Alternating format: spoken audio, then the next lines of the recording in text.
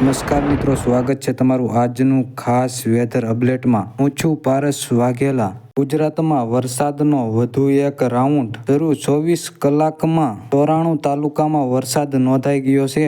જેમાંથી અમુક તાલુકામાં 1 થી 3 ઇંચ વરસાદ નોંધાઈ ચૂક્યો છે.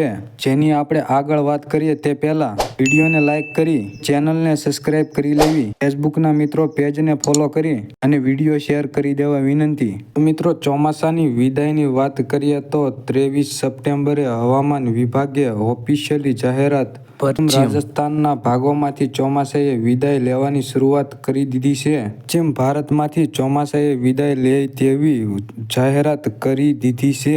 ધીમે ધીમે કચ્છના વિસ્તારોમાંથી પણ ચોમાસાએ વિદાય લેવાની શરૂઆત થઈ જશે. હવે મિત્રો, બંગાળની ખાડીમાં જે આ સિસ્ટમ શરૂ છે તેના કારણે 94 તાલુકામાં વરસાદ નોંધાયો છે. મંગળવાર અને 24 તારીખ 9/2024 જે 24 કલાકના સમયે ગુજરાતમાં 94 તાલુકામાં વરસાદ નોંધાયો હતો. જેમાંથી 19 તાલુકામાં એવા છે જ્યાં 1 થી 3 ઇંચ સુધી વરસાદ પડી શકે છે. હવામાન વિભાગના જણાવ્યા પ્રમાણે આજે દાહોદ અને મહીસાગરમાં સામાન્ય વરસાદ પડી શકે છે. વડોદરા, છોટાઉદેપુર, નર્મદા, ભરૂચ, સુરત, ડાંગ, તાપી, નવસારી, વલસાડ, ભાવનગર, ગીર સોમનાથ અને દીવમાં ગાજવીજ સાથે સારો એવો વરસાદ ખાબકી શકે છે. મિત્રો, આવતીકાલે 25 તારીખે વધારો થઈ શકે છે વરસાદનો. સૌરાષ્ટ્રમાં અમરેલી, જૂનાગઢ અને ભાવનગર દરિયાકાંઠા વિસ્તારોમાં આવતીકાલે વરસાદનું જોર વધી શકે છે.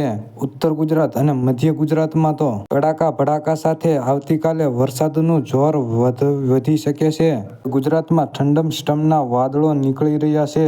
ત્યાં કડાકા ભડાકા સાથે વીજળી સાથે જોરદાર વરસાદ ખાબકી શકે છે. તો મિત્રો, આ હતી આજની અપડેટ. હવામાનની નવી અપડેટો જાણવા માટે આપણા ફેસબુક પેજને ફોલો અને ચેનલને સબસ્ક્રાઈબ કરી લેજો. આભાર.